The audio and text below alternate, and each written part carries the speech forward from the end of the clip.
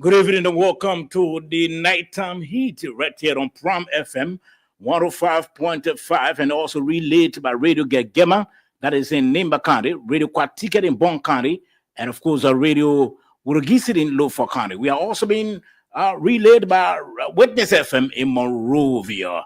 We are also streaming live on Prom FM Monrovia 105.5, and of course, our Facebook page. That is the Nighttime Heat Facebook page. That is just tap the three words Nighttime Heat. As soon as you do that, you're going to follow the show and watch the show live either on your phone or on your laptop. Also, you can go on your YouTube channel and just tap Nighttime Heat, the three words. As soon as you do that, you're going to again watch the show on your YouTube channel. And then you subscribe, you hit the notification bell so that anytime the show comes on, you are live on your YouTube channel watching the Nighttime Heat. On this beautiful, beautiful Monday evening, we wanted to share the show because it promises to be very fantabulous, very rewarding intellectually. I'm sure one of my panelists, Moses, said he just called. He said, well, he had some workload. And so unfortunately, he will not be on the show tonight, but I'm sure George Kennedy will shortly be here. Saba George is my name. We'll be right back after the same.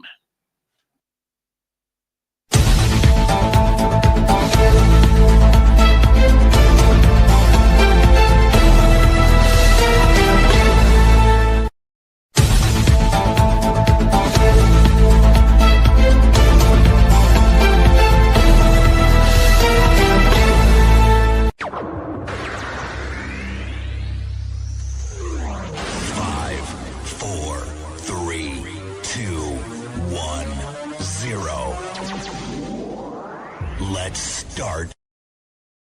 Okay, so we're starting the Nighttime Heat tonight. It promises to be very, very rewarding. Tonight, again, we'll be looking at a couple of issues. Things have been happening over the past 72 hours. Yes, indeed, things have been happening.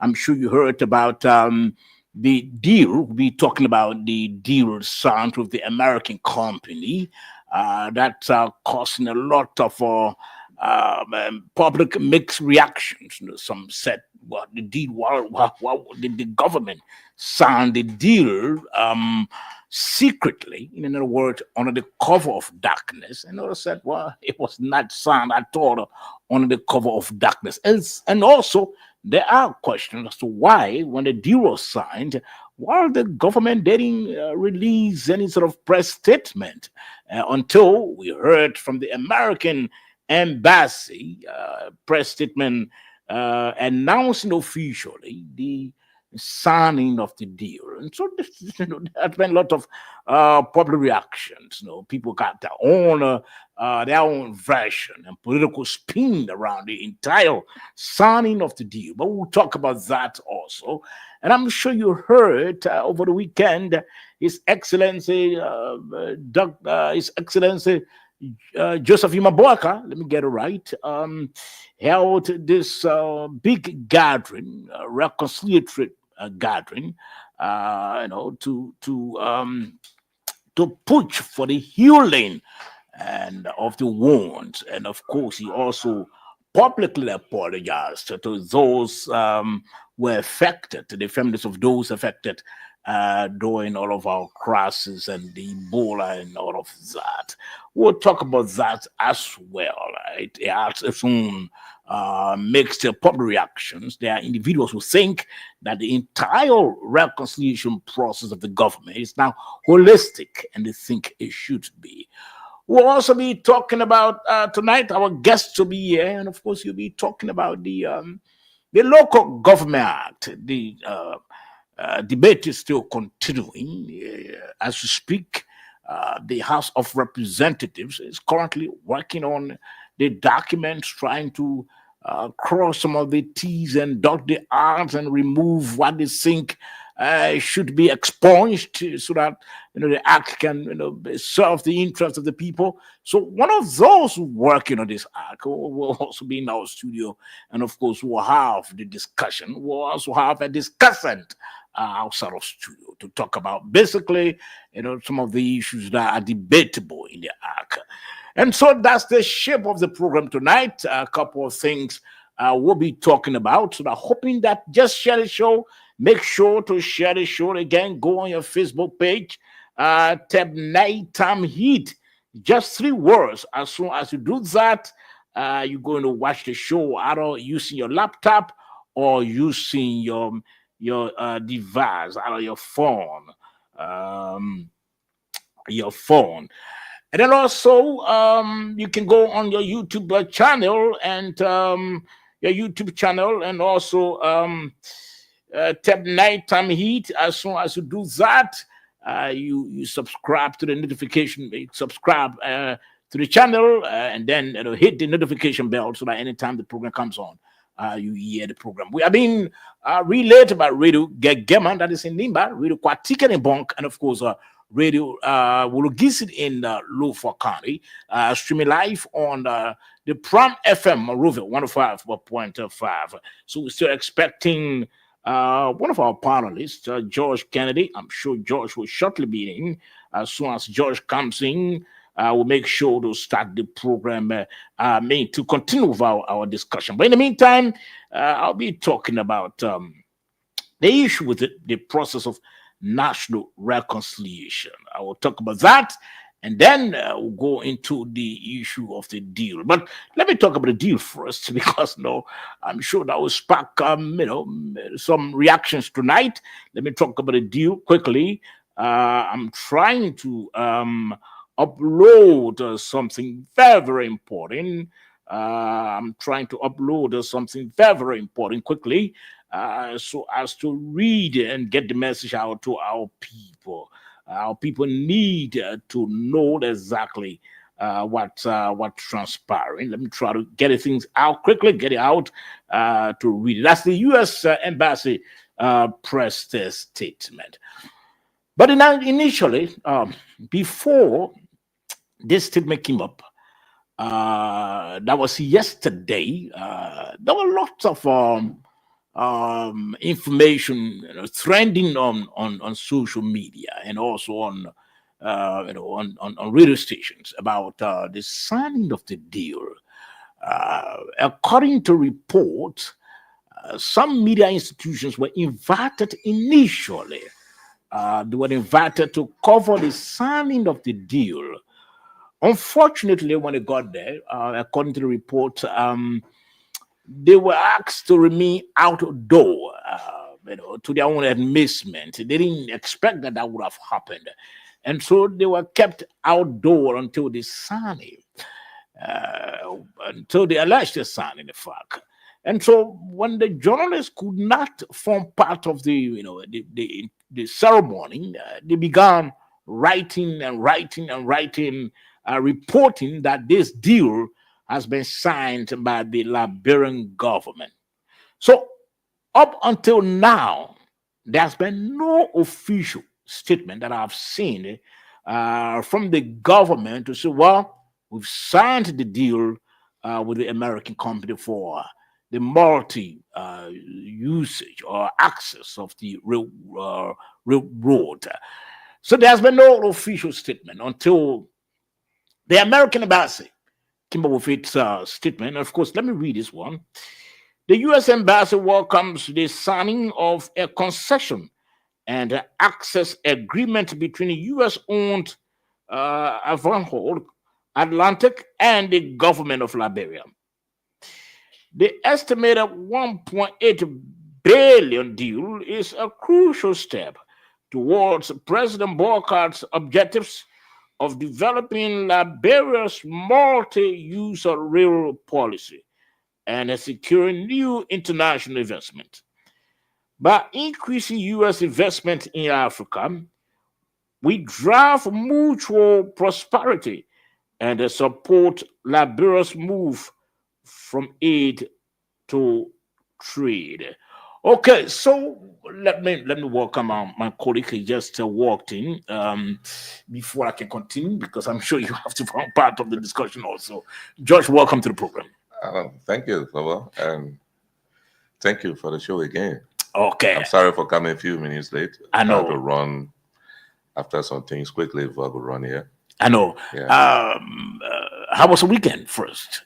it was great. I think it was great, and we the topic on the discussion is what it was the biggest news for The me. biggest news here. Yeah, So, yeah. Moses just called a few minutes ago that he will not be able to come because of the workload. So, you'll not be on the program tonight. But I just read the U.S. statement, and like I said, this deal has been signed officially from the perspective of the U.S. Embassy. Uh, until this statement was released, I don't know what you have seen, Yeah. but I have not seen any official statement from the government of Liberia admitting or denying that they have signed this deal with the American company until this agreement came. On this press statement came from the U.S. Embassy, so that indicates that it is the U.S. Embassy that have officially commented and admitted to the deal being signed. The government of Liberia has not yet. I don't know if it's what you also got it from your end. Yeah, yeah. Okay. That's true. I think the United States government is celebrating this signing in their statement. As I told you before, President Trump is a businessman. He's a man that love deals, business deals, and so probably this was one of his expectations from the Mhm. Liberian government, Okay. and it's been done.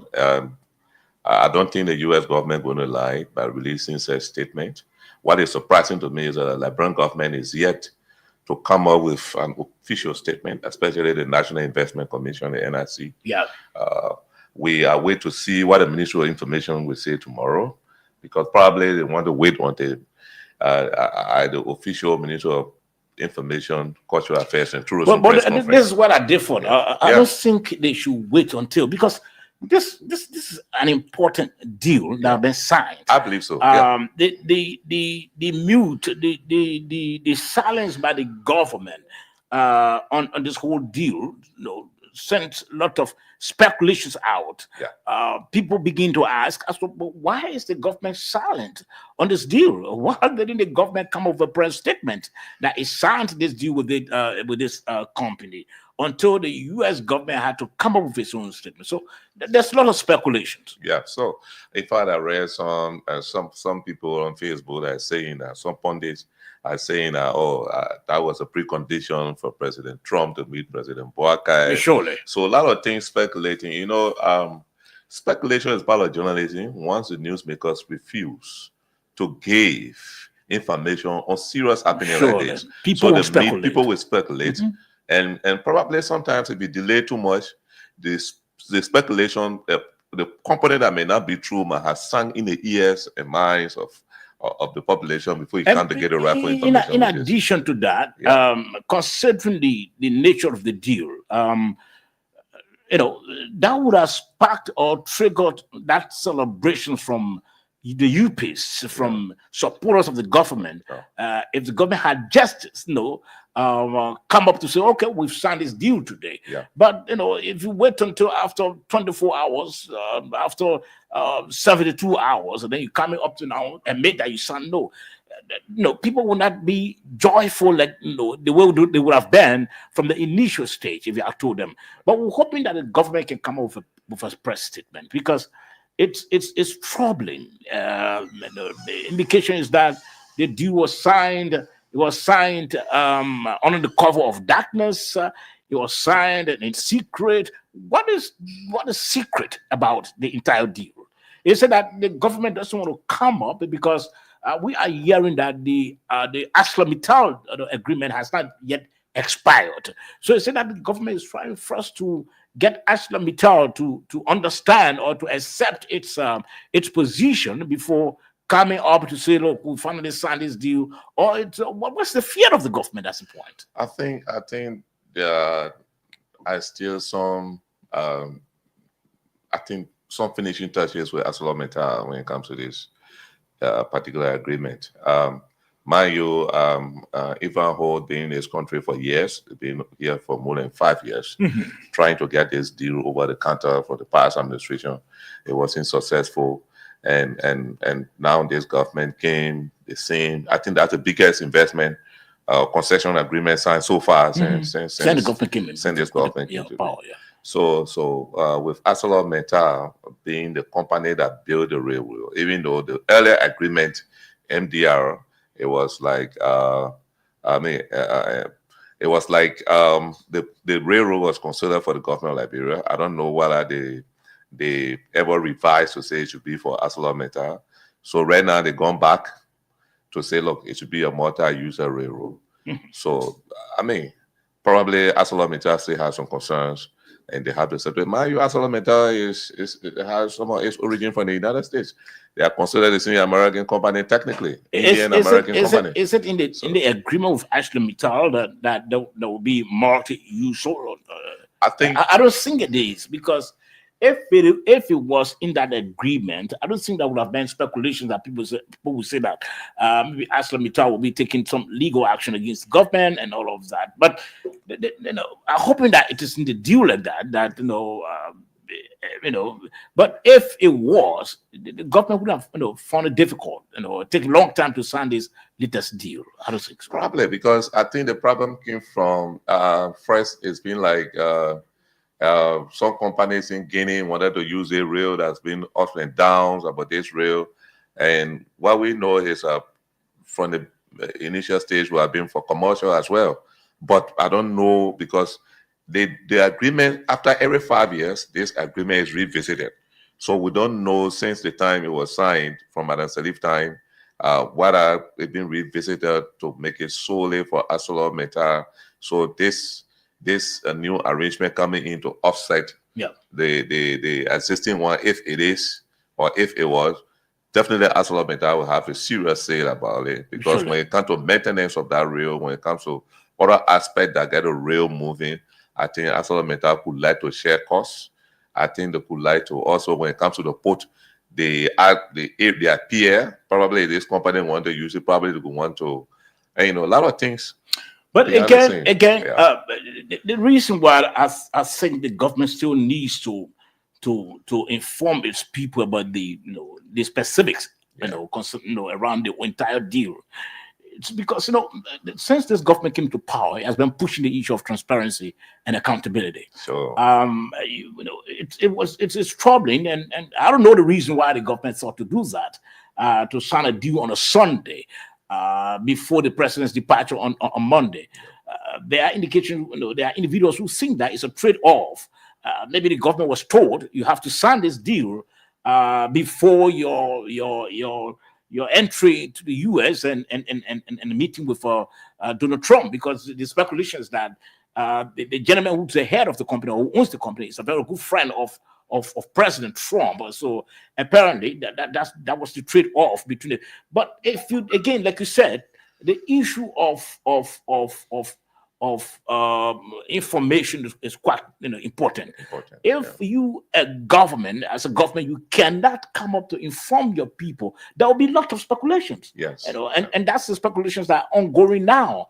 Even the common man in the streets doesn't know anything about the deal. Yeah. How long it's going to take? What's the benefits? We just heard from the U.S. Embassy agreement that it's 1.8 billion. Yeah. Initially, the speculation that government said it was some millions, but now it's now billions. So people will speculate when the government cannot come up to say this is the real story. So hoping that maybe in the future, the government should continue to be transparent and accountable to its people. You can have a major deal of that nature, and you sounding the deal under the cover of darkness, in secret. In fact, on a non-working day. So what was the reason for that on a non-working day? They actually, I won't have problem with Sunday signing if they were open to the media. Sunday signing and Monday departure. Yeah, you wouldn't have problem with that. And I thought that the president's invitation came a week before the signing of this agreement. So I don't think I will consider it a trade-off. I thought before even the invitation could come, I thought that it would have said you have to do this before we can extend your invitation. It was something like trade-off. But here, the way it was done on Saturday, it was announced that we were going to sign it. The media went there, I'm told, and later they postponed and said, they were going to announce the date. And on Sunday, it was signed without the media. As a journalist myself, some people would start speculating the way they're speculating. The only authoritative source now that can come out is the NRC or the government library to come to give details of information. In there are details that you explain why they signed it on Sunday, why weren't the media there. I think the public deserve the right to know. But I don't really think that this government, actually, in my view, looking at the way trying to fight graft and other things, I don't think they will do anything sinister. I thought that maybe they get me some privacy, but it's not correct in the face of the public. Thank you. It's not correct in the face of the public. So let's try to take a few calls quickly before our guests can come in. 0778 460-793. Again, 0778 460-793. Also, we'll try to avail our Lone Star number, 0886-540-987. Again, 0886-540-987. You can call those numbers and you are live on the show. We want to ask you what you think, what your take. How do you understand what the government, what has just happened over the last 24 hours? The government just signed a deal with an American company for the multi-use of the rail road, but signed it secretly. And there are indications that apparently there's something at stake for which it happened that way. What do you think? What's your take on that? Just call us a few minutes. We want to hear from you quickly, and then we can go to our guest. Again, 0778-460-793, 0778-460-793, or better still, 0880-540-7 0880-540. Again, let me call this number. Forget about that number. 0778-460-793. Again, 0778-460-793. Or better still, 0886-540-987. Again, 0886-540-987. We'll try to avail our Lone Star line to you as well, so that you can be able to call in. If you can make it with the Orange, you can call in also on the Lone Star. Want to hear from you what you think about the deal signed. There are individuals who think the government signed the deal very secretly. That was not good at all. There was no specific information, no press statement from the government. Rather, it was the U.S. ambassador who just came up just today, for which before we got to know that this deal was signed officially. So let's hear from you quickly what you think about. Good evening. Good evening, sir. Let's hear from you. Okay, I'm Thomas Conley, and I'm calling from Barnesville. Let's hear from you, Mr. Conley, quickly. Okay, so thank you very much for the opportunity to speak on your show. Okay. For me, I think the deal that was signed is a good thing for the Republic. The only thing, as you said, you got to discuss is that maybe the way in which the deal went. But I don't want to think that the U.S. will want to sign any deal that will have anything tied around it that is rob of corruption. Okay. And as we look for investment in our country and employment, we should encourage these things. We should not have for monopolizing or one infrastructure. Like, for example, the rail. One company taking care, the rail should be for the Republic. And so let other people use it, and either by creating jobs for our citizens. Let's welcome it and see what into it until they look in the deal to sort of ratify it or send it back. Let us create it so strongly, but I accept it for now and move on. Okay, many thanks. 0778-540-987. Again, 0778-460-793. 0778-460-793. Or better still, you can call on 0886-540-987. Again, 0886-540-987. That's the number to call. Or better still, 0778-460-793. Want to hear from you. What do you think about the deal signed by the government? Some are being critical that the deal was signed secretly under the cover of darkness. Well, some say, well, despite of that, the deal is still in the interest of our country. Let's celebrate the deal. But why again? We didn't, get a press statement from the government after it was signed. Let's hear from this caller quickly. Good evening. Good evening, sir. Yes, sir. Let's hear from you. Thank you very much. I'm Joe Morgan. I'm reporting from Ikuta. Okay. To me, two American companies, the HPS and the Aston Martin, all are from America. So they are suffering among themselves. We don't have to be copying work.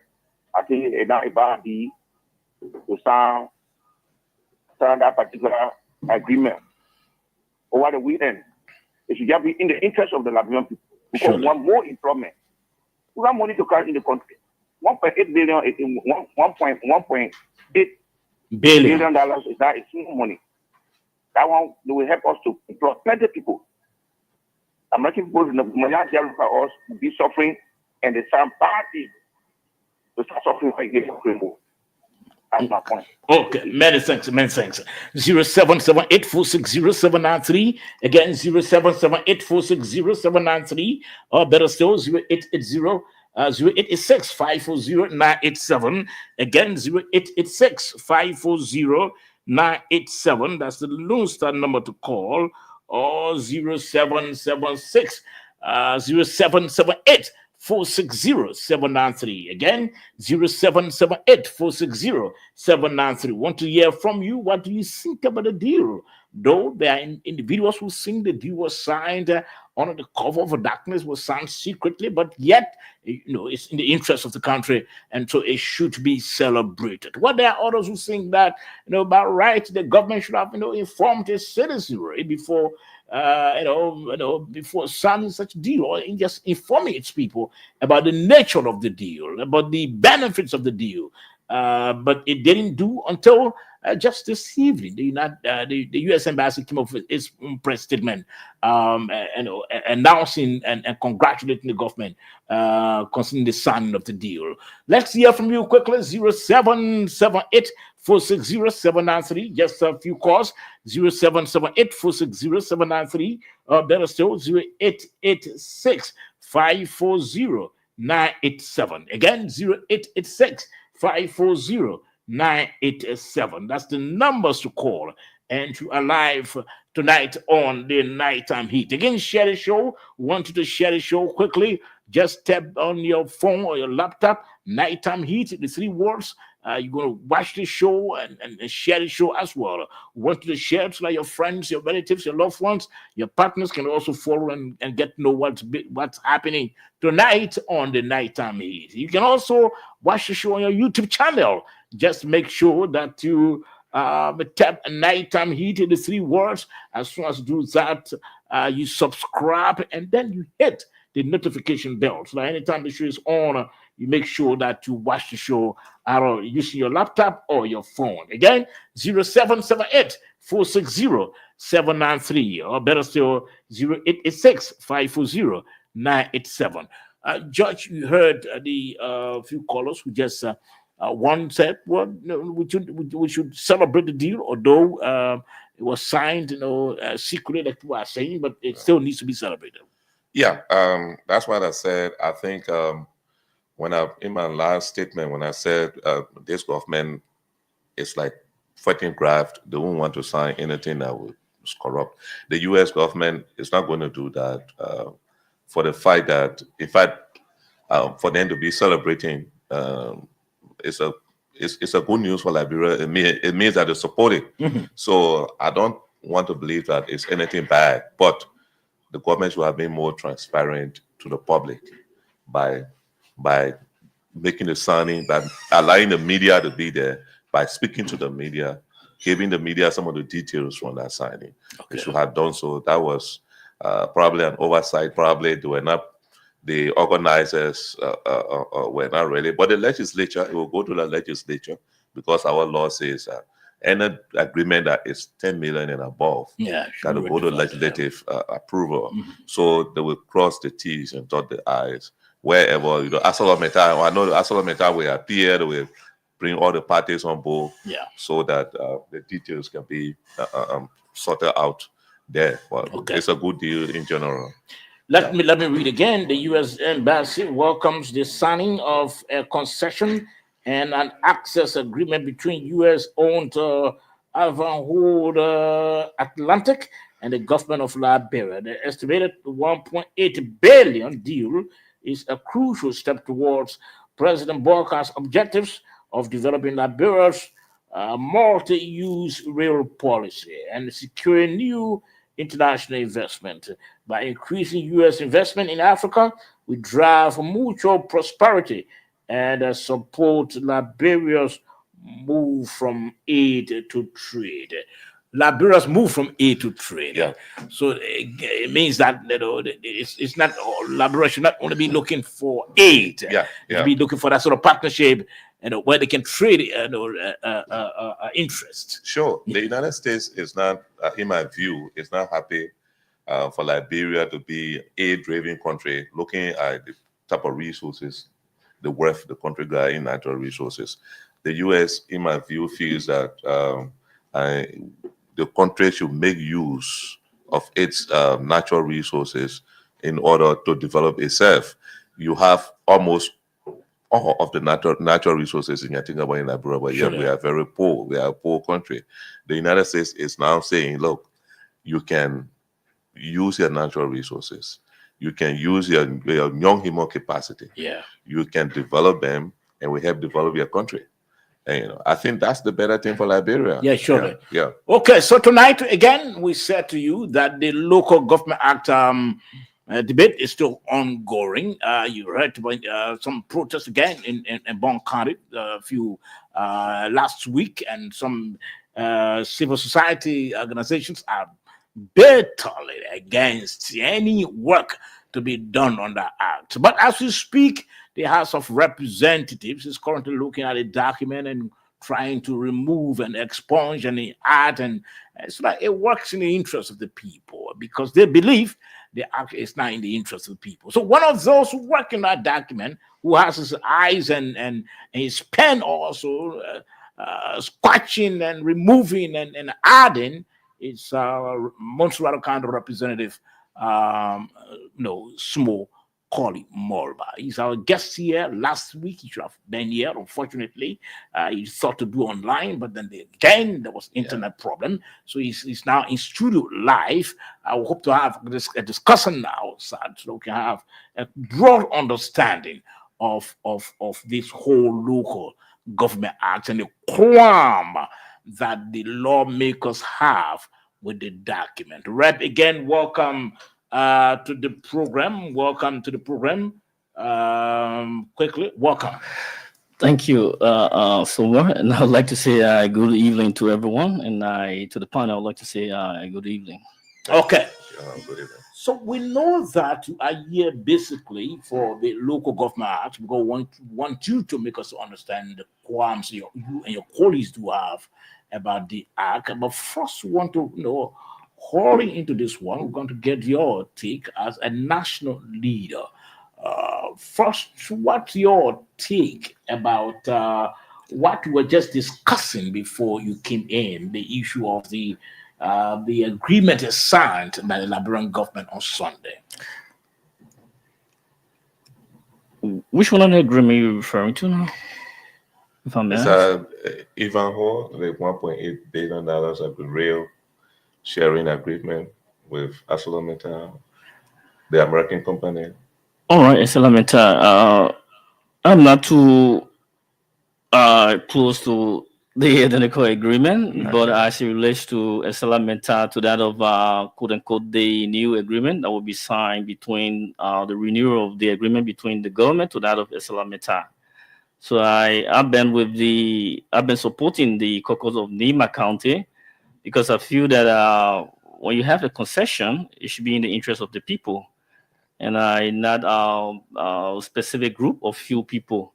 So in the agreement, especially where I have seen that over 10 years, ArcelorMittal came up with a $1.4 billion washing plan it shows that they are getting much, because no one will invest that amount into a country when they are not getting anything. So I think there are places that I want the caucus of Nima County and the people of Nima County to look at. I think most often with agreement, especially the MDA, it's not just about setting a particular priority like housing, like school, hospital. I think we should see it different this time around, because I'm looking at if the government can work, or the people of Nima County can work on the bill, the growth and sustainable level bill, I think it will impact the people of Nima County, where we could look at taxes, like profit, gross profit of what they will achieve over the year. We can assign 15% tax that will come back to the people based on the profit. So that amount could be placed into a trustee account where the people of Nima County can use that amount to do housing. Also, what they could do, because we listen to the issue of foreign permits, aliens, right? We heard about 3,000 aliens. So one of those ways to mitigate the issue of aliens is to also assign tax, county tax, to their salary, like 5 or 10%, where it can come back to the people of Nima County. They could use that. That could go into a trustee account where you have people managing that account over the year. They could go into housing. They could go into a road, the connection of road and other things. But to just have a component concession, and you do an agreement, so look, you got to do hospital, you got to do this road. I think they are busy with the extracting of natural resources. They will not like put in time. So I think when we assign profit, like the gross profit, tax on gross profit, like 15%, where we could have a skilled room. Every iron ore that leave Liberia, we could get to know the amount of iron ore leaving based on the profit. 15% come back to the county, and the people of Nima County will receive more than just the agreement. Okay. So I think they need to do more. So you are saying that the ArcelorMittal agreement is on a review? Is that what you're saying?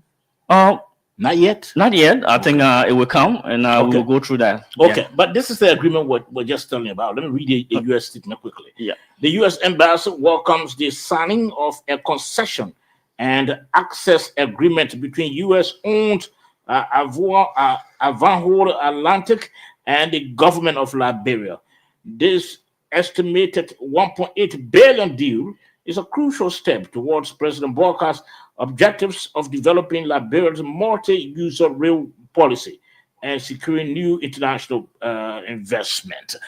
You being a national leader, a member of the House of Representatives, this whole issue being in the news since yesterday. If you look at a couple of people and also reading online, the government signed this deal yesterday out, in the absence of journalists, coverage, and journalists who left them there who said, well, the deal was signed. It was signed secretly under the cover of darkness. So there has been this whole noise, though the government has not come up with an official statement to indicate or to admit or deny that they've signed the deal. But journalists have been reporting that the deal has been signed. And then to confirm, to validate what the journalists have been speculating, the U.S. government just came up with this statement today, congratulating the government for the signing of the deal. So that's the deal we're making reference to. So normally when it comes to foreign policy, I listen to you talking about the journalists now being part of the process. I think we all need to work as journalists. I'm speaking to all of those journalists because sometimes we carry different news. The way the news will look, we carry it different outside. So I think the issue there is how important it is for Liberia. And when you talk about trade, I think I listened to the first speaker. He made reference to aid. The transition period from aid to trade, I think is something good that we all need to embrace. And I will tell all of my colleagues that we listen to my voice tonight, that we need to support them because I think it will help to create more jobs. Like we've been wondering on unemployment. So I think that will boost our economic system and we will have more jobs for young people. And when we have more jobs for young people, also reduce the rate of drugs addiction. We not have our young people going in ghetto because nothing to do. So there are so many things that I think the agreement will bring forth. and we should all embrace the agreement. So, in other words, you're trying to say that those who are concerned about some of the specifics of the agreement, you are saying that concern should be swept under the carpet. It shouldn't. I think we should give the government time to come out to give of detail of the agreement, and I think they know well what is very good, what is good for us. And in a short time, we all will know the detail of the agreement. But for now, I think thumbs up to the signing of the agreement, because when you look at the threshold, we are talking about $1 billion here. $1 billion could improve our entire system here, especially it creates room for more investors to come in. So just by this agreement, we have other people who feel that Liberia is now secure to do business, and we have more coming in. So I think we all should be happy with the level of the agreement, and at the appropriate time, we'll be able to discuss the agreement in the interest of the Liberian people. Okay, so let's try to bring you close now to the reason for which you are here. Representative Slow Mulber. You're right. Let's hear from you, because we've been hearing the debate about the issue of the Local Government Act. There's some portion that you and your colleagues do have problems with, and as you speak, people are working on the document to see how. But though there's pushback from civil society organizations who feel that apparently you want to act beyond your limits. But first, tell us more about the qualm that you all have with the Local Government Act. That portion that has to do with the decentralization. I think it's not. I'm not into the judicial committee where they are doing the hearing to that of the scrutiny of the agreement.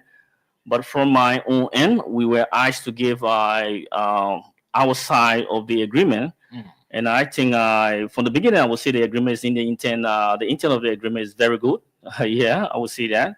And if we have any lawmaker, because one of the crime is that the oversight function of the agreement as it relates to the House of Legislature, lawmakers are saying that they have reduced that oversight. I think it's not reduced, because in the agreement, when they talk about the county council, according to section 2.1 down to 2.3, they make reference of the county council, and section 1 of the agreement of the act, you will find out that in section 1, the local government, they gave the entire perspective of the local government, their function and everything. I think the Local Government Act is in the interest of all of us, and their portion, for me, I consider it to be minor policy issue, not just major. So what the lawmaker want is to have that functioning power. But then in the Local Government Act, we have the county council in section 2.1 to 2.3. The duty of the county council is to regulate. So when we have the county council work directly under the Ministry of Internal Affairs to that of Governing Commission. And they are one ministry and an agency, and we have the oversight power over those ministry and agencies. So our oversight duty is stay there. It's not like missing. So, but my issue with it is what we have the content of the Constitution to that of the Act of 2018, the Local Government Act. When you look at the county council, the county council is an elected position, then mentioned in the Local Government Act, where all members are elected through election from the nomination of a candidate or person within the district.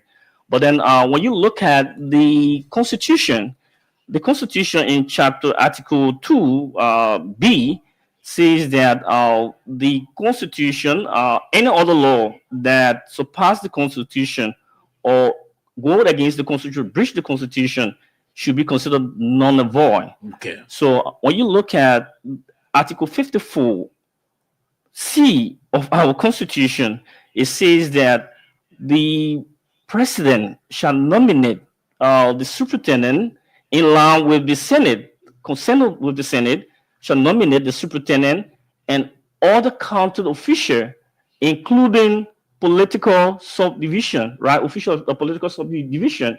So the word there, county official, go down with the county council. So the constitution is saying that we should nominate.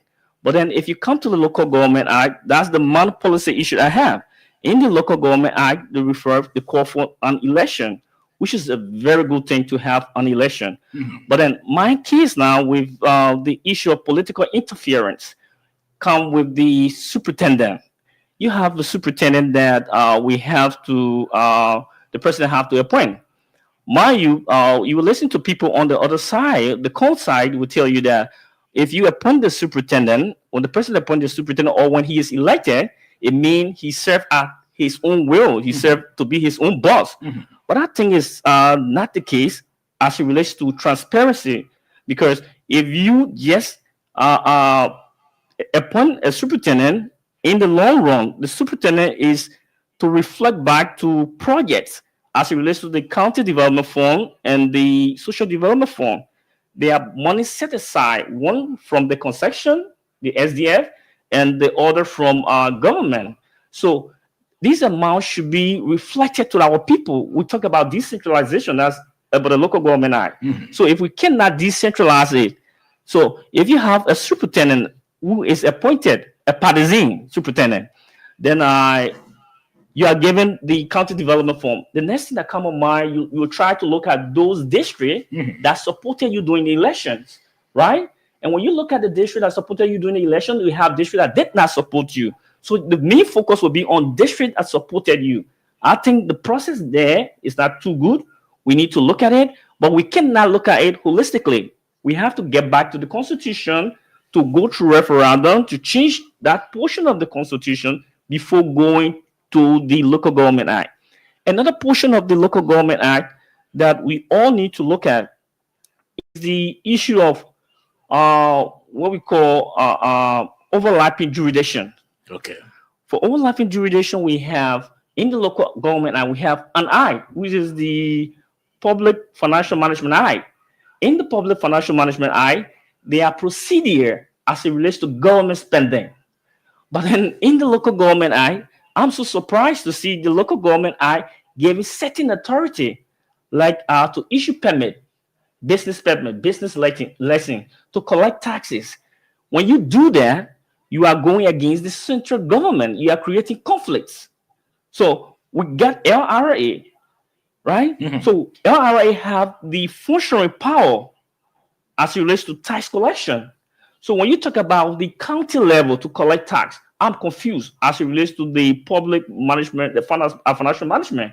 Then we have also portion from the I that we talk about like permit. Let's take for instance Kino. They make reference to it in the I, like Kino and other area. So what become of the Bureau of Fishery? So we are like crossing functions. So we also need to be very, very careful as it relates to that. So another portion within the I that we also need to look at is the tendency of what we call unclear role within the I. When you look at the I, there are rules, there are rules. We have the borough, we have the clan, and we have other areas, right? We have the township that, but in the I is not specified, those rules are not specified in details. So it's a little bit confusing when it's not specified in detail. We need more information in the I concerning that so that people will know their roles. Okay. Yeah. So now let me ask you regarding the issue of appointment that you made reference to, by the president. What is wrong with the president appointing a superintendent? Is it not the way he has been in the past? The president appointing a superintendent to that of city mayor. I want you to get the concept, right? First of all, I'm looking at the bridge that we have between the Constitution to that of the Local Government Act. I'm telling you, in Article 2B, the Constitution says that when you have a law that is not in line with what we have, the Uganda law, then there's a confusion. We consider it non-involved. Okay. So when you look at the what confuses us is this: for the county council, we talk about election. In the 54C says that the president have the right to appoint the superintendent to that of county official. Okay. What I'm saying, as it relates to a political interference, when you appoint a city mayor to that of superintendent, right? They are partisan. The president. But remember now, this is local government, and we have what we call the county development form, and we have the social development form that should be sent down to the people. And even in the let me just get this quickly, right? In the they did not mention where or how can we use the social development form to that of the county development form, whether it's administrative, whether we can use it administratively, or whether we decentralize it so that the people can feel the impact of government. I think that's the intended purpose. But then we have an issue. Let's look at the issue today we have with Moserado County. We have the superintendent of Moserado County. 2024, we have an allotment in the budget of $150,000 United States dollars that were given to the county. But it was being decided by the superintendent. That's his right to make decision with the county council to decide. But because he's the head of the county council. Yeah. Whether it went towards those priority areas in various districts, but whether it was community based. Then came the social development fund for Firestone, $77,000 United States dollars. That money will also use, quote unquote, to buy a bus.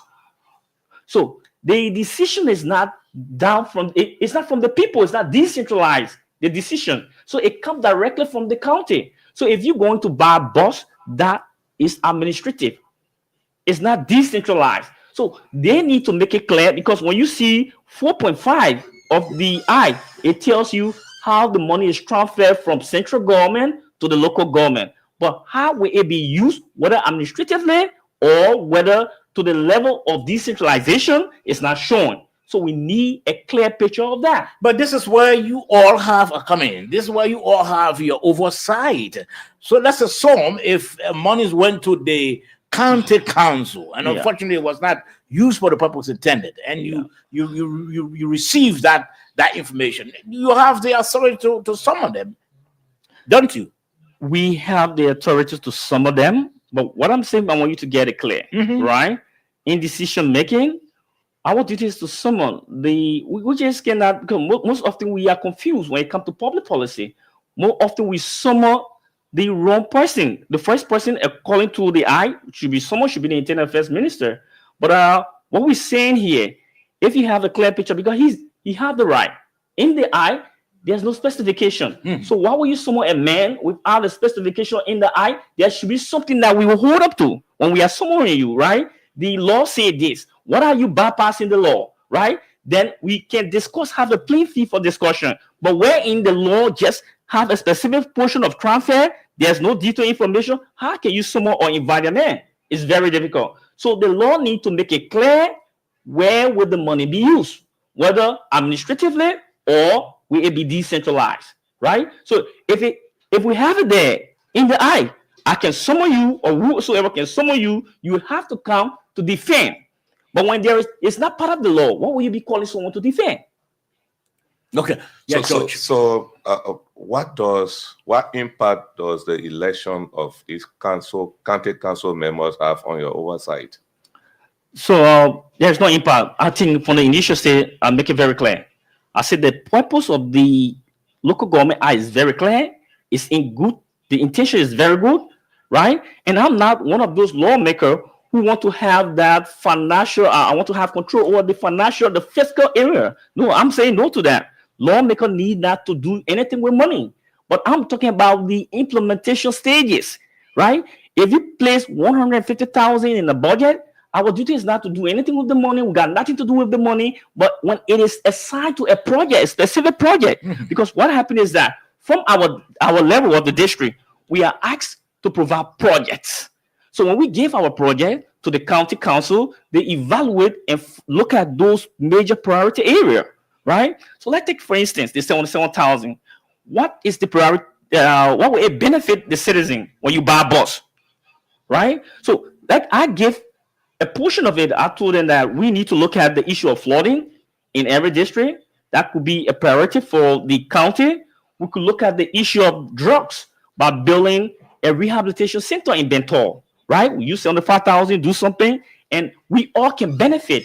Then definitely it's holistic, but you can decentralize it, because when you get a center to rehabilitate young people, all you need to tell every district, 17 district, provide for 4% this year. This year we do cleansing, right? Then we all benefit. But what will a boss do? What will a boss do?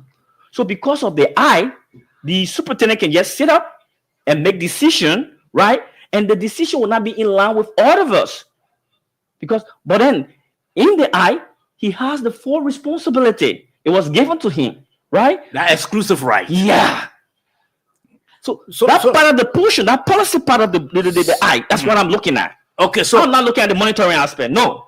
So you want for that right to be removed from from him, or is that what people want? What we want is that money that is given for development, county development, should be used for the intended purpose. It should be outlined in the But if you are arguing that the money should be used for the purpose intended, then it means that over time you and your colleagues have observed that apparently money is being used and those monies are not being used for the purpose. So let's see this. Over the past year, we have different segment of our houses, right? We had the 52nd, we had the 53rd, we had the 54th. We are discussing the 55th. Okay. Law that were created in the past, right? But other people, let me say this. Most often people take motion, right? Not to debate the issue on flow, right? Sometimes you see bill going along without being debated. So when you have bill like that, then the argument is there. So now we have seen the law, and we are going through the issue of not seeing project all the time, because 150 is a lot of money. 77,000 is another money, which is huge. We should be seeing projects, major projects, but we are not seeing it. 150,000 were deciding to use on county league. Can we consider county league a project? To play football, can we consider that a project? We are wasting public funds, and we need to be very serious in this country. So when the law is not in line, when the law have discrepancy, then people use that portion of the law to benefit themselves and other people. Someone could also argue, honorable man, that the problem also from you. You pass a law that someone filed a motion that you shouldn't. I'm for the 55th. Okay, let Moses pass the law in the 54th. I'm for the 55th. Okay, we'll come back to the answer. Let's hear from Moses quickly. Let Moses ask his question. Yeah, Moses. Moses.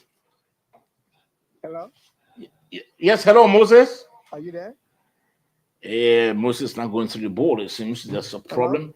Yes, Moses, we're hearing you. Oh, Moses off. Okay, you can call back, Moses. Well, yes, Moses can say the question to you. I'm willing to answer any question. Yeah, I know. Yeah. Okay. Yes, you asked. So what I was saying, I know you will say, but that's the same house. It's a legislature. You pass on a law. That you didn't debate. That the president stands in session and file a motion. Well, I would not argue. I would not create a forum for argument where I would say whether the guys didn't debate the but what I'm saying, usually that's the routine. So I'm sure I was not part of the 54th. Yeah, at the time. I'm sure at that time the issue of being the bill being on the floor for debate. I don't think whether they went through, because I think we have signed people of the 54th who could have drawn some line and said, no, we cannot do this. I came in.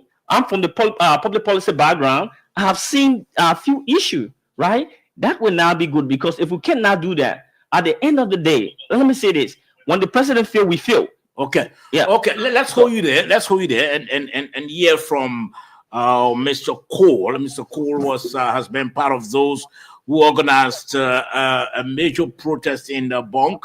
Although we intend to also bring the petition, the reading of the petition very soon. We have the recording. But let's hear from Mr. Cole quickly. Mr. Cole, welcome to the program. Thank you very much, and I'm happy to be here this evening. And I want to say good evening to the honorable mayor in office. Okay. Good evening. Yeah, I think it's a good thing to appreciate them for the work they do, but I want to differ. I beg to differ with some of the things he's saying that they act without data. That's not true. The local government act has a history from Accra Comprehensive Peace Accord, where there were different recommendations, and we realized that the centralization affected this country, and the resources were not distributed in the proper manner. So, in the recommendation to the TRC, it was recommended that we have a decentralization policy that was distributed all around this country for a longer time. And in 2012, it was developed into a decentralization policy. So, for that decentralization policy to be guided, the local government act to be, it was signed into law in 2018. So there were many consultations. And to see the lawmaker want to review it and not using that same format that was used to prove that particular law, we think it's a disservice to the people. When the Constitution talks about all power is inherent in the people, and they represent the people are the employers. People have some good points, but we think the way it's been done is they want to do it on the gentleman agreement line. You understand it? If you do that, it's therefore maybe they want to control power. And even the portion of the Act 2.2 section E and F that they want you to repeal is only about having no power and control. But I'm not in support of that. I'm not in support of that. I'll never be in support of that. Yeah, we are not in support of that. And let me give you the reason why we're not in support of that. The law control the county development and county social development fund for more than 10 years. About 35 up to the point. The last one, even in one county, for example, they had a county council session for 2018. They appropriated $2 million and not one project was dedicated. In recent times, where the advocates are going on, the county council have been doing different things. In one county, the community college has a bus. The cemetery compound is being refurbished. The administrative building is built. You have different projects going on in the different districts. So there are issues with the local governance law, and one of the objectives of the local governance law is to promote democratic process at the county level. So if the lawmaker feels that there are issues that are coming on the civil not respecting, the lawmaker has something in their own power. That is the constituent meeting. So the constituent meeting, if the constituent meeting are constant, then you will see the issues that are happening in the different districts will be discussed, and it will come up to the county council before decisions are taken. And moreover, in the local governance act, when the superintendent go around the different districts and develop the draft budget for one county when it's submitted to the county council has 21 days to go back to the different districts to have public hearing. And the lawmaker, if they are having a constituent meeting, they do group a petition the county council. The women group a petition the county council. The person with disability can petition the county council to change the disability for anything that they don't want. You understand it? That is the aspect of the law that says they want to promote the democratic process at the county level. But leaving it and go respect to the national legislature because we are giving you the power and say you want to review the law, and because you're not having a constituent meeting, you're not having a public hearing, we think there's a part of Okay, so that's what we let the lawmaker come in. Yeah, I would just like to ask a few questions. Yeah, according to 2.4, 2.3 of the Act, the county council, I think I would like to know if you have really gone through the Act, because I think you should be part of those that created or crafted the Act. I would just like to know the duration for the tenure for a stay as a county council. Good. You asked me, right? Yeah. Yeah, the tenure of the county council. Mm-hmm. This county council member has 4 years. Yeah. You understand that? So how long have the council stayed? Yeah, hello? Yeah, go ahead. How long have the council stayed? The council from the day we're in the office, I think this is the third year we're the third year we're getting into. So they say how that meant. So if we have issues. I think I'm confused. The issue here, the Act came into being 2018. We have gone through, the Act came in 2018. We still have. we still have council members still occupying the position. The what? We still have council members occupying the position. Some have gone more than 8 years. No. If you're a council member, the county, you can write a communication to the county council. Those people have to be elected for 4 years. So you getting it? You getting it? You say we should write a communication to the county council. You see how they outlook. The people have stayed in position for 4 years, and you're telling us that we should write the county council. We should be writing the internet minister, not the county council. No. Hello, what you say there is not right. If any county council member around this country has stayed over 4 years, I'm from Monserrado. I'm telling you, I'm from Monserrado. There have been no election. We know when the county council was inducted to office, they are not spent 4 years. I can challenge you on that. Are you saying that all the county council members across the country were inducted at the same time? Yeah, they were inducted at the same time. Which year is that? I tell you, it was 2022. We took the issue to the Supreme Court even before the lawmakers could agree for the local government to be implemented. We had to go to the Supreme Court, and we won the case against the local authority and the clusters of our county in Bonn County. So all of the county council members were inducted the same year, 2022. All right. Yeah. So we are saying they have not spent 4 years. In Bonn County, yes, we have an issue with the county council, but we are using the law. In the law, a citizen can write against a county council member if they go against the standard set that is within the local government law. Why are we not using that? So I want to ask the both for you and the lawmaker this question. Yeah. There is speculation that the state council members, the elected members of that council, they are not actually respecting the members of the legislature, that is the legislative caucuses of those counties. What do you have to say about that? Yeah, I don't want to believe it because the legislative caucus has not raised that issue because the local government law also has hello? Yeah, go ahead. Listen. Yeah, the local government also have a criteria to be selected as a council member. So if any council member will go to disrespecting the lawmaker, that's an affront. And that lawmaker shall write, and that particular person. So what are some of those criteria? So for example, you must be a law-abiding council member. And non-partisan. Are you aware of that? Hello? Are you aware of non-partisan? What? Are you aware of non-partisan? No, I'm not getting you clear. You say, are you aware of non-partisan? Non-partisan? Yeah. Being member. Well, that's what I'm saying to you now. So if there are partisan that you know, then you can write an official letter. To who? None of the laws about Who are we writing to? What? Who are we writing to? The county council. You have the county council that hello? Yeah. Go ahead. Go ahead, Chief. Go ahead. Can you let me learn? Learn. The county council has the power on the local government act to make their own rules and the national legislation. You're right. You understand it? Yeah. So if it's not that rule, and if the county council member who is a law-abiding citizen will violate the law, you as a citizen have the right to write against that particular county council member. And if that county council member is investigated, that county council member is investigated, they will take a vote. And if you find that what that person did was wrong, they will get that person on the county council. So transparency, they lack transparency, bro. Huh? They lack transparency. The thing here, there should be an institution. Good governance. That's not good governance. There should be an institution who will manage and regulate the county council. So if there is some issue with the county council, then you're telling me that I should report directly to the county council where they are all police. And so you cut the portion of that law that said you manage the county council. That's not true. No, I'm not saying I'm managing the county council. You're getting me wrong. Okay. You're getting me wrong. Let me come in, Mr. Cole. I think you listened to me, right? Yeah. He said that we belong, we should report to the county council. No, I never said.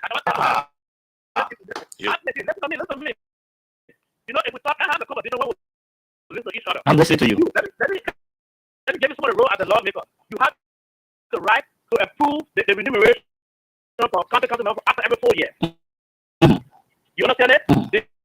The county council has the right to make their own rules that will be in line with the constitution. And if they violate that rule, there needs to be a accorded due process. And with an accorded due process, if they make a mistake, they can be removed. Yeah, I'm aware of that. But who? But vote. But vote. That's it. That's what you get. That's what you get there in the law. But vote. That's it. To try. What? We talking two things here. We're talking two things here. We're talking implementation stage. How you get the concept? We are discussing the implementation stage of project. How we use government form. How we decentralize it. So how can you compare council with a lawmaker?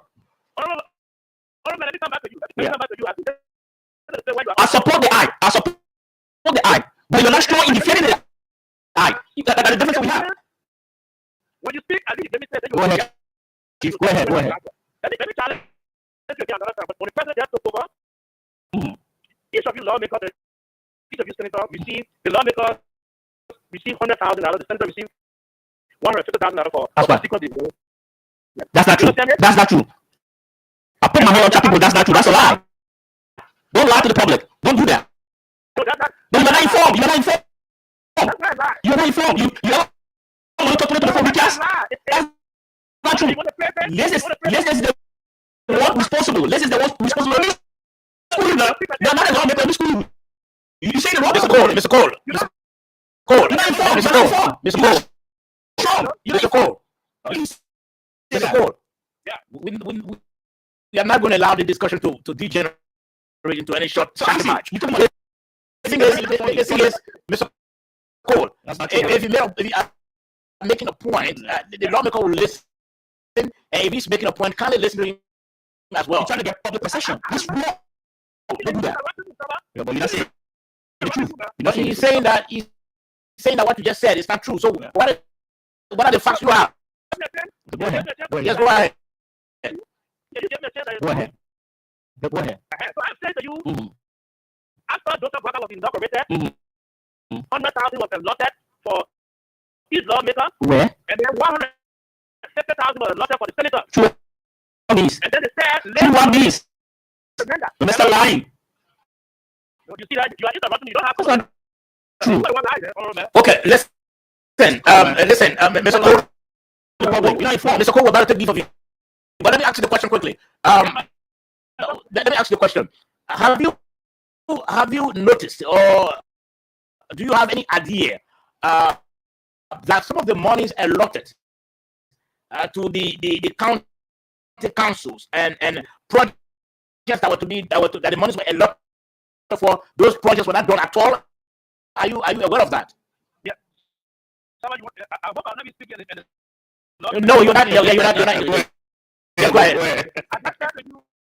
Yeah. Even from the past of the county council, there was some money we did a reset, right? Where money was not really used. The $2 million that was allotted in Bond County, and not one project was dedicated. Now we have come to this. In Bond County, yes, we are moving ahead.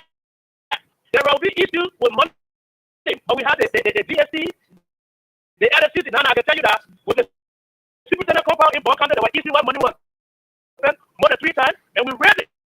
Into LFCC, there are people who are supposed to pay over $200,000 back to the county. You understand it? So you see what? No safety.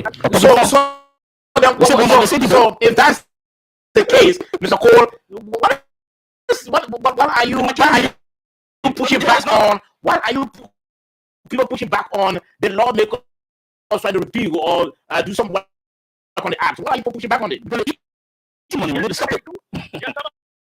you do the comparative analysis in terms of the project implementation, when the lawmaker was interfering with the county development fund, none of the project was not dedicated. And for now, with the county council being approving projects have been dedicated in the county.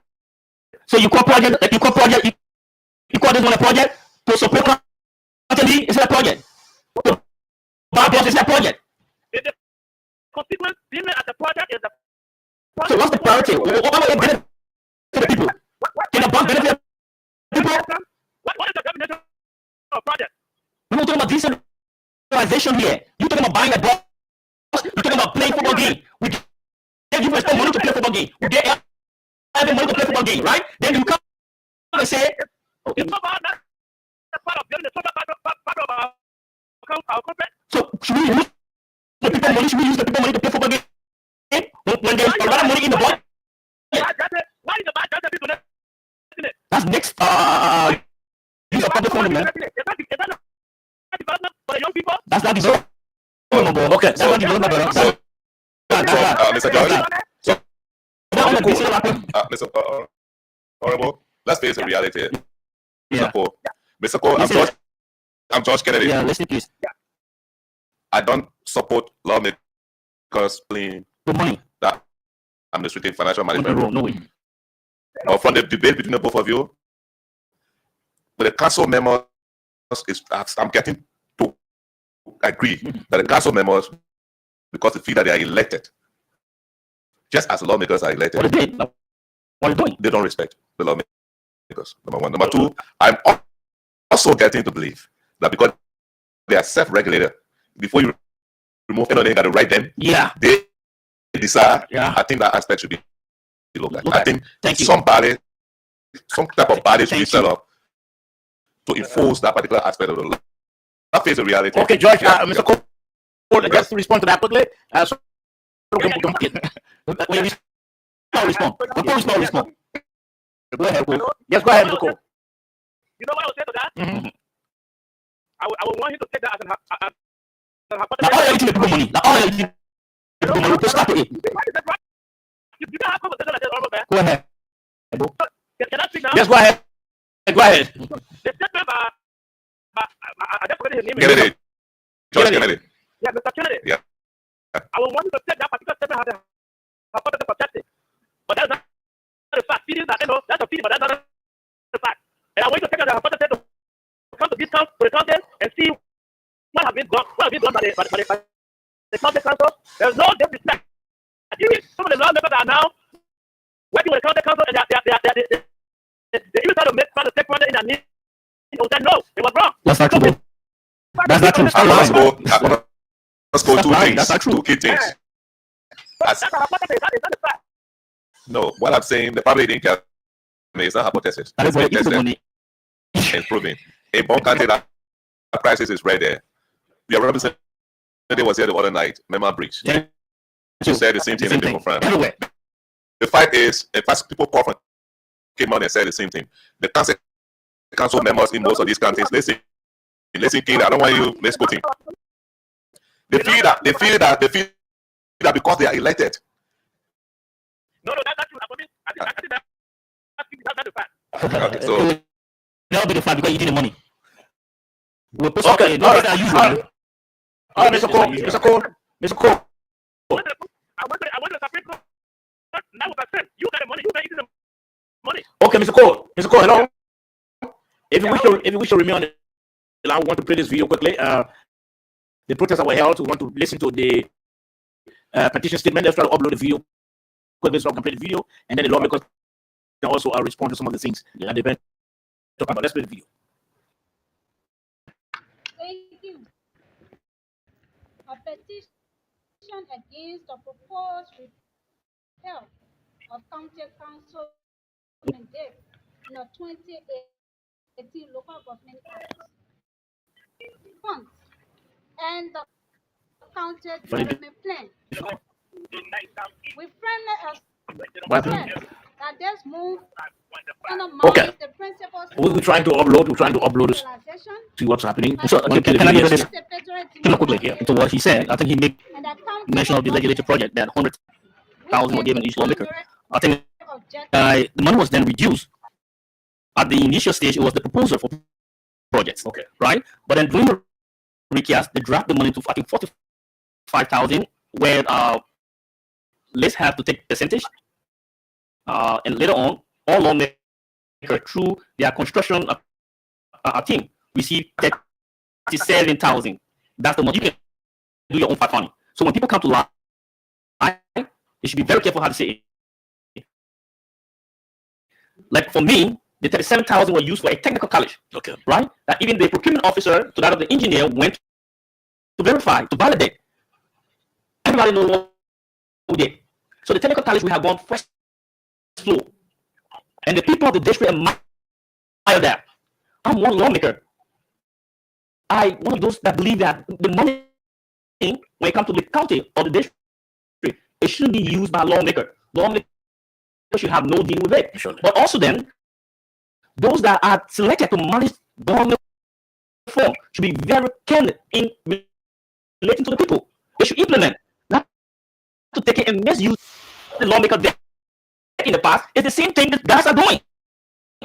And I'm one of those saying no, we should put an end to it. Because if we continue there, the people will not benefit. Yeah. They will not benefit. After you listen to him, listen to what he said. He said that the county council is there to regulate, to manage, and at the same process work what's wrong? That's what you said. That's what you said, bro. Okay, Mr. Cole, you can come in quickly. Yeah, so I think I'll be in Monrovia soon. I think I'll have a live show. I want to invite the lawmaker. Yeah, we can have a debate. We can have a debate. I'm open for that. Yeah, we'll have documents and we'll have evidences, provided. No, don't worry. I'm very glad too. I will document to provide. Okay. Okay, thank you, Mr. Cole. Thank you for joining us. Yes, yeah. Yeah, so I was just saying to you that I didn't say that the lawmaker. I said any citizen, and you are not only a citizen. It could be me. It could be the wheelbarrow. It could be the motorcycle. So who should they report to? What? Who should they report to? They get right to the county council. Look at that. Look at that. That's a big mistake. That's a big mistake. Yeah, anyway, go back to the law, then you read it. I read the law, the entire law up to 9, section 9. I did the entire law, so don't worry about that. Even your constitution. I don't really think so, Oral, man. I don't think so. You blundering, giving the people wrong information. You trying to defend what you ate in the past. And we say no to that. I'm one of those lawmakers that will stay in people choking in this country. Corruption have to stop. The people have to benefit. Get that straight. We will put an end to corruption in this country. We'll be in Monrovia soon. Okay, Mr. Cole, before you go, I know you are part of those who organized the protest. What's the outcome so far? The outcome, one, the lawmakers To defend your eating of money. That's the outcome. Nothing else. Hello? Yes, go ahead. Oh, you see, no, you gotta be professional. No, go ahead now. Go ahead. Go ahead. No, we stopped in already. Go ahead. What's the outcome? I make my own money. If you don't know that, Mr. Cole, what's the outcome? Come here to go. the outcome one you want to know, right? Uh-huh. The lawmakers who they want to pass it as a 5G law. They have stopped. That's one outcome. And the second one is the country, the citizens of Liberia know that the thing they wanted to do was 5G and not happening easily. They already passed. Nobody was passing law. They will try to amend, not to pass. So know the policy statement there. Don't use word. The law was already passed. It's an act. It was in act, young man. I spent a lot of Say you won't pass law. When it is built, you pass to become a law. But you already have a law, you amend it. I tried to school you. I'm schooling you. Learn that. You don't have conversation like that. So, I just give you communication here. But you're giving the wrong information to the people. I want you to mislead the people. I'm not with the group that support the act.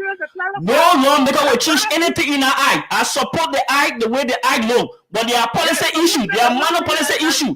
So we should discuss it. Don't lie to the people. The president will not pass it. Let's watch it and see. It's passed already, my young man. It's already passed. I'm not supporting any change in that law. I'm not supporting anyone to change anything in the law. What I'm saying, we have minor policy issue. We have minor policy issue. I'm telling you how it's like. What rule of conversation?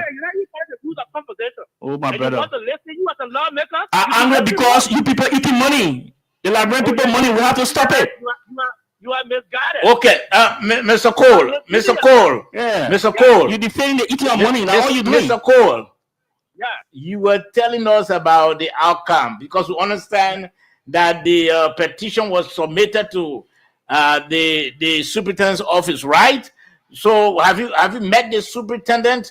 Because your lawmaker says she doesn't have the petition. So what's the outcome so far? The lawmaker I was speaking of right now is not a caucus chair. Honorable Prince Moy is the caucus chair. Okay. We have petitioned, hello? Yes, go We have ahead. submitted a petition to Honorable Prince Boy. We have submitted a petition to the Superintendent for the President. We have submitted a petition to Honorable Johnny Faye that is on the committee in the Senate for internal affairs. Yes, Honorable but a Member, small hello? petition is Yes, go ahead. Go ahead. Yeah, but I think he's speaking. They get already. committee No, on but claimant the petition. man's not speaking. He's So not what people speaking gotta to do you. with the thing here? They get committee on claimant petition. You send the claimant petition, you say Primo. What Primo gotta do with your thing? Excuse me, Mr. So you John. don't understand the process, bro. Yes, go ahead.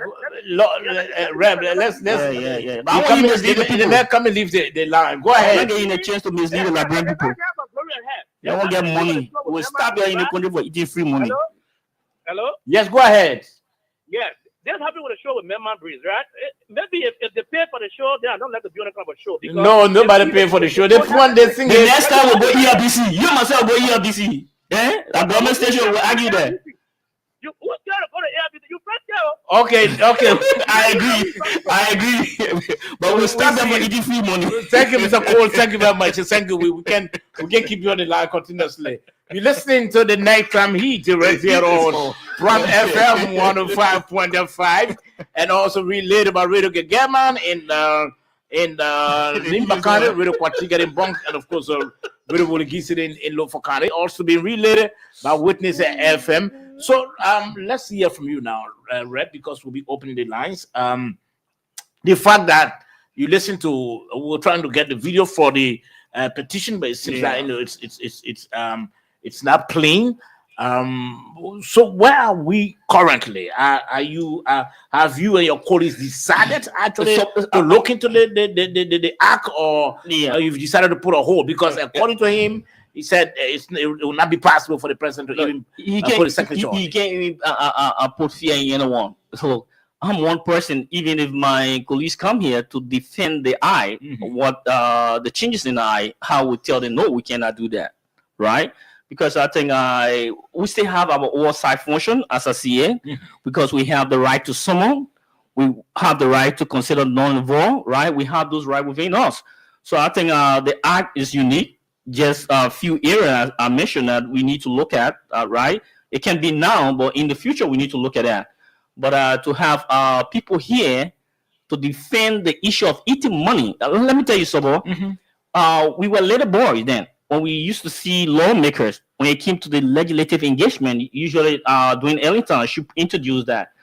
They had an allotment of 30,000 come into full 15, right?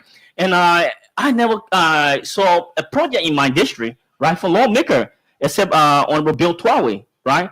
But then the issue now is we have taken lawmaker from there because of the issue of not implementing those projects. Because when we cannot implement the project, the people suffer. Then we placed a council there to manage the affair of government spending as it relates to the local government. Then the same council, they were there and have not seen one bridge in my district, right? He said 2022 up to 2023, right? So 2022, 2023, I haven't seen anything as it relates to county development fund, even social development fund. And there are so many stories I have. When I open it here, right, he will feel sick. There's a way that they eat this money, and I'm saying no to that. This is the reason I'm here. I'm here alone. I'm not here with other lawmakers. I'm here defending the eye to make sure that the government need to have a monitoring arm. That portion is left within the eye, where people can monitor this project on a different stage level. Because if you say you are building school and we pump this money, 150,000 for school, at different stages, it should be monitored like the LIST project. LIST will go every time to monitor their project. And when they monitor the project, if you fall short of the project, then you have a hole on the next segment of funding, right? If we can do that with this area of the project, county development fund to that of social development fund, because they are money government wasting, government money, taxpayer money, right? So if people can go and look at this project that people doing, they got some people, superintendent, I know they're doing bus stop. They're doing bus stop. Then you say project, how many person will benefit from that bus stop? We are talking about decentralization, where every community can have an impact, can feel it. So my thing is, whosoever come here to defend, for me, I think it's okay. We need not to have any change in there. Any change that will occur, I will be on the radio to defend the eye. And the person, I think the president listening, He need not even to put his signature there. All we need to do is to monitor. We keep their law in the eye, which is very good. Just keep doing that. But why do you think many of those who are against, what the lawmaker wants to do, what lawmakers like you want to do? Why do you think, especially members from the civil society, why do you think they are against it? The thing is that I think the story is about respect.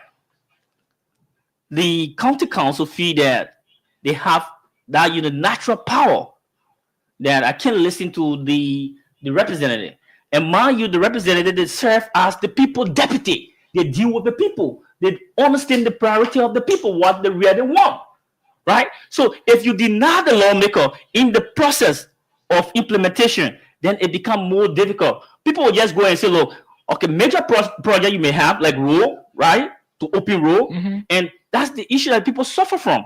But then superintendent, whosoever, will look at a minimum project where they can get something from, right? Then the thing is not going down to the people. So the lawmaker have to speak.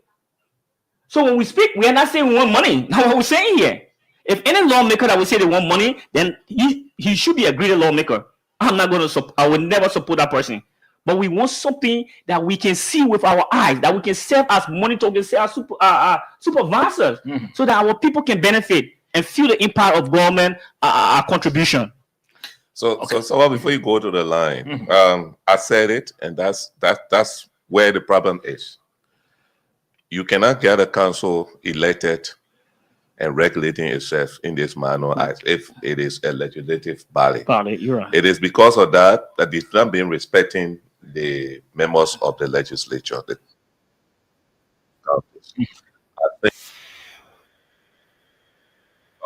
then was anything wrong, you have to write to that particular group. Right. Then that group has to decide as well as to take action against that member with two-thirds of that. No, it shouldn't be like that.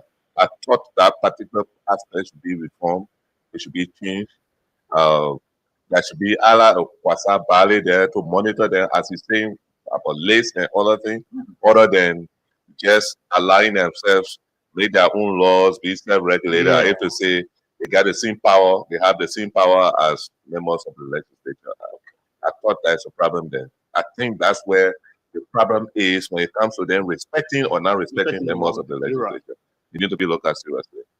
Yeah. You're listening to the Nighttime Heat right here on Plum FM 105.5, and also relayed on Radio Gegeman and Nimba Radio Kwatiket and Bonk, and of course Radio Ologisid in the Lofokane. We are also streaming live on our Facebook page. That is the Nighttime Heat Facebook page. Want to share the show? Again, share the show so that your friends and relatives and loved ones can also follow on what's happening tonight.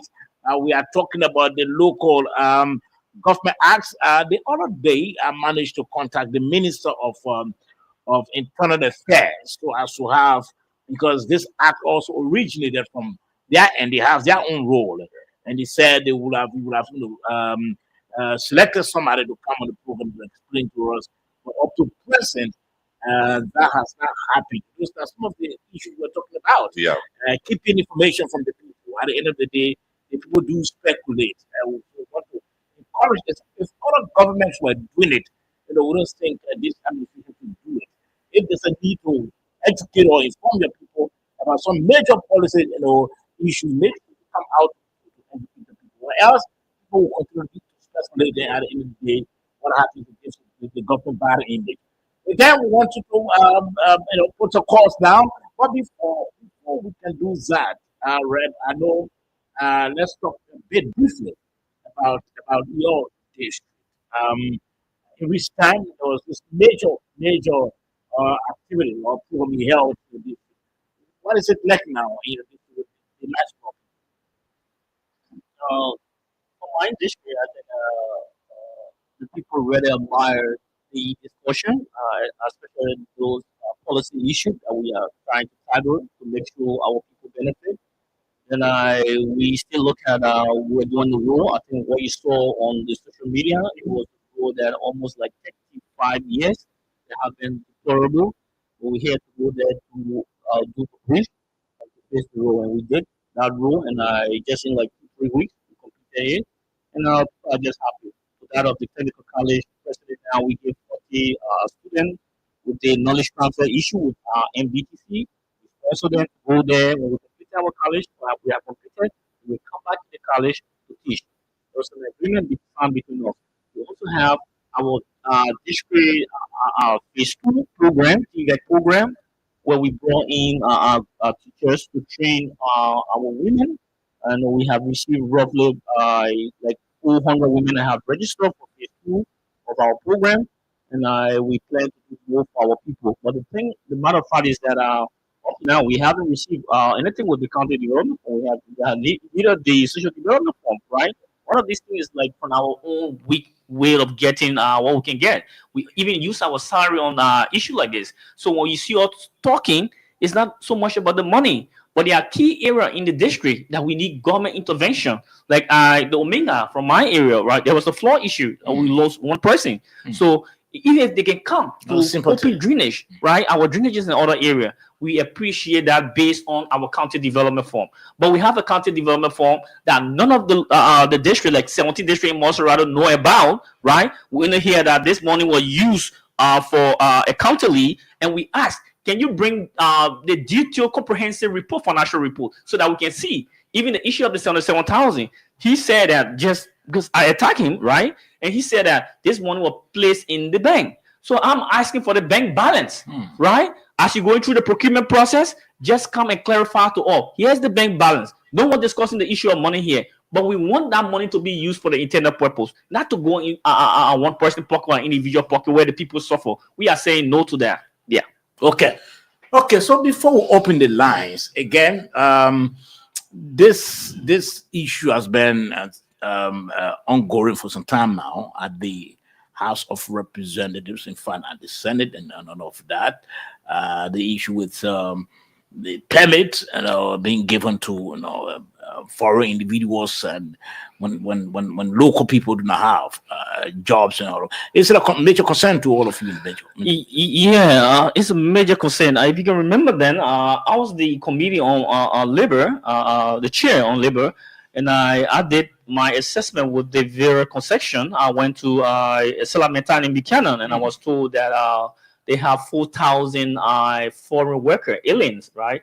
And I felt it was not in the interest of the Liberian people, especially the young people, because most often, like you just listen to Cottington program, they have 500 graduates. So where will we place our people, right? So we always hear the issue of unemployment when we have job, but we have other people occupying our job. So my issue, when you listen to the CSA boss, I think he threw some reference to that of the foreign worker, where he said 3,000 permits were given. And when you look at that analysis, data analysis, before 2023, we had 10,400 plus permit that were given. Then later in, when came Honorable Councilor Cripple, who said that, okay, we need to have this renewable. He renewed like 7,484. Then he had an additional new permit of 2,000 plus, right? So the discrepancy between there is 100 permits.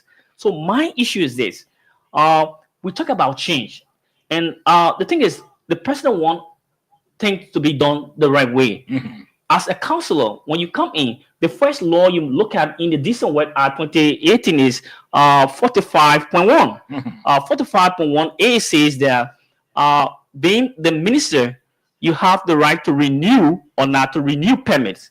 So as a minister, you know position that have been occupied in 45.1C says that position that is for a Liberian, when there is no qualified Liberian, then you can give this position to a foreigner. Okay. But when you have a qualified Liberian, so to be a warehouse manager, so we have no Liberian that are qualified to be a warehouse manager. So the story there is this. Let me just give you the broad perspective. The broad perspective is this. Government generate more money and help to build up the revenue. $1,000 for the resident permit, the labor permit, $1,000. Then we have resident permit when you just come in is $750, $350 after the first year.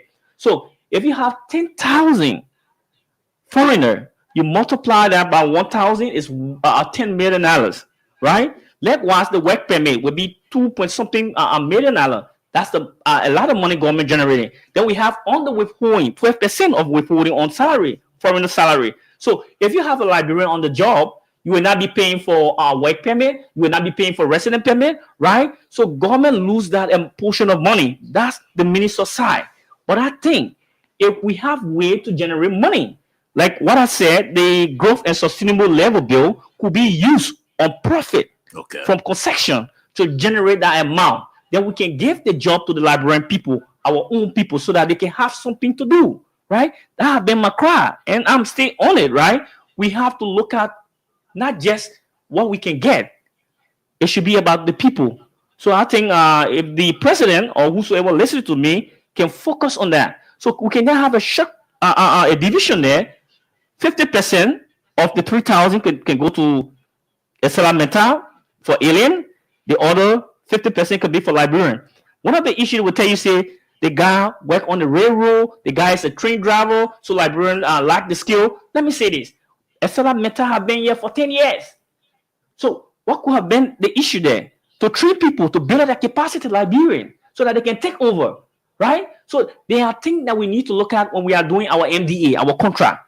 Let us give librarian the chance to develop them, after which, after 5 years, librarian can take over the company. But if we cannot do that, then we are still harming our people. And I think it's wrong.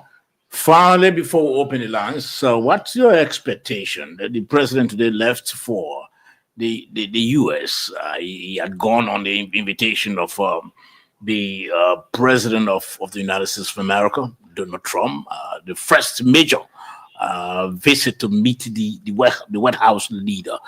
What's your expectation? I think I'm expecting more to come in, because the thing is that Trump is a controversial person. So he have, like, quote unquote, draw a line between he and other African countries. So if Trump can recognize Liberia on board to work along, I think it's a bravo for the president. And I think we as Liberians need to come together. This thing is not about political party. We need to germinate from that stage of being a political partisan to where we all can work to better our country. So if we just continue, I'm from this party, I'm from that party, Liberia will not develop. We need one mindset so that we can work along with the president. I think the president is doing quite well. We all need to just get around the old man. The old man is one who already quite well, you think? He's doing well, right? What's the interpretation of that? When I say well, when it comes to policy area, like, I don't know which country you are from now. From Loford. I'm from Yeah. from Sano. For Sano. Yeah, you can Not leave from Loford. Yeah, from Sano. yeah, but you've been hearing the good news from other lawmakers, from senators, right? You can leave from here and go Sano within less than 2-3 days, right? Then it was So very that's your difficult there. measurement of doing well? Development, he did well when it comes to road connectivity. When it comes to policy issue, implementing those corrupt, anti-policy issue, right? He been doing well. So I must commend him for now, right? But then, as in total, if I were to grade them, I would grade him like 71%. 71%. So we just need to get around him so that we can do more and better our country. Yeah. Any questions? We can open the lines quickly. George, George, I'm making what are they? Let's go ahead, someone. Let's go ahead. George wouldn't want George will not ask you questions because you and George for the same You're from the same school of thought. No, I'm for the opposition side. No, he's for the opposition. Yeah, when I see something good, he's- I will tell you it's good. When it's not good, I will tell you it's not good. Yeah, that's me. Yeah. 07784600793. That's the number to call. Again, 07784600793. That's the number to call. Or we still view you our Lone Star line 0886-540-987. Again, 0886-540-987 or 0778-460-793. Again, 0778-460-793. That's the number to call, and you are live on the Nighttime Heat. Tonight, our guest here is Representative Small Collie Mulba. He's a representative of Montserrat County, District Number 3, right? Yeah, this one. Okay, that's where he come from. So you can put your calls and just ask him your questions. We've been talking about the Local Government Act. You heard the debate between he and Mr. Cole, a civil society member, and then he also went into the issue of the president's trip, his expectation. We managed to hear from him. Let's take the first call on the line quickly. Good evening. Good evening, sir. Yes, sir. Yes, sir. I just want to commend you for the show. And every Monday, Wednesday, and Friday, we can tune to your show because we need to be an outstanding and veteran journalist. Okay. Okay, so to the issue, I heard the call because I just tuned in because I was on my busy. I had an overseas engagement, so I was on my busy. I just heard I'm one of the studio guests. I'm like Graham Bwaka. Say Bwaka, you're doing well. This I know somebody, it amazes me if I hear people saying that. You understand me? Why when you look at the common people, you look at the crowd from the common people, then it makes you to think that people are just mere jokers. People suffering immensely. You know what I'm saying? Then people saying the president doing well. What well is he doing? You see, we're not going nowhere, man. So thank you. Okay, let's hear from another caller quickly. 0778 460 793. Again, 0778 460 793, or better still 0886 540 987. Again, 0886 540 987. That's the number to call. And you are live on the nighttime heat. Again, 0778 460 793. 0778 460 793. That's the number to call. That's the orange number to call. Or you can also call the Lone Star 0886 540 987. And of course, you are live on the nighttime heat. Also, want to share the show? Please share the show quickly so that your friends, relatives, and loved ones can also follow on what's happening tonight. We've been talking about the local government acts. You heard the debate between our guest and our discussant. Let me discuss on the line quickly. Good evening. Good evening. Yes, sir. I want to say good evening to the honorable in the studio. And I'm Councilman P.N.S. represent the Township of Virginia. Okay. I'm one of the council from the Township of Virginia. You see this local government act and where they're trying to proceed from the angle of the government. Hello, am I clear? Yeah, go ahead. Go ahead. Okay. From the local government act, they try to structure the council from the county level.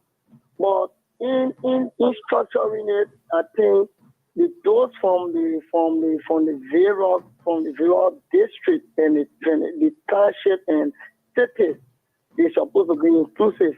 But you realize that in the entire Massachusetts County, you don't have nobody from district number 17 placed on that council. And secondly, you realize that the superintendent of Massachusetts County, along with the commissioner of this township, they are trying to constitute a new council.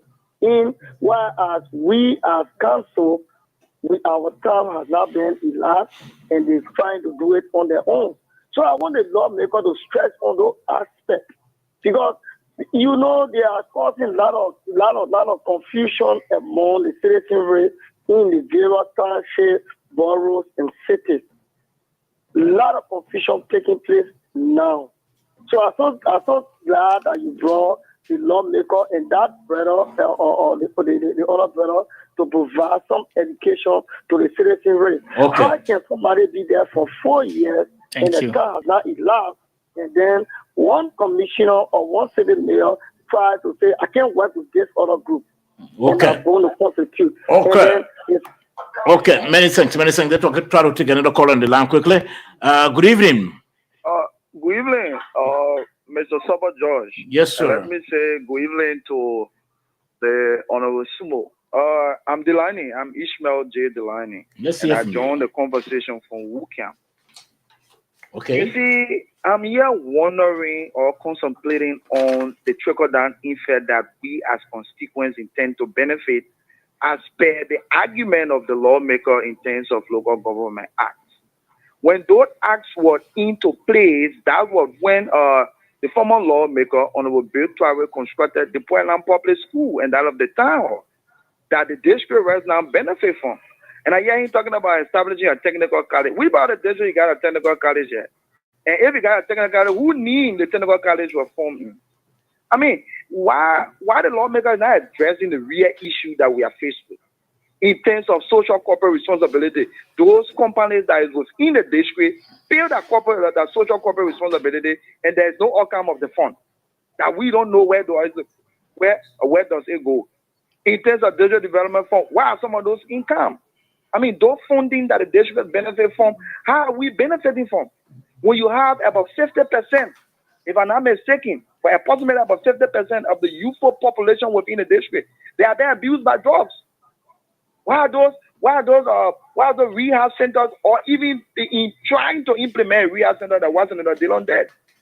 In the interest of all the people who live in the district, they're kind of romanticizing wars here. Okay. I mean, it's about time that we understand those tactics, and trust me, Canton and I, it will be a tough time for you. Trust me. Okay. Bashir, man, we might get off. Ask her, man. Many thanks. 0778-460-793. Again, 0778-460-793. You better still 0778-460-793. Or better still 0886-540-987. That's the number to call. 0886-540-987. That's the number to call, or 0778-460-793. You call this number. These numbers, you are live on the nighttime heat tonight.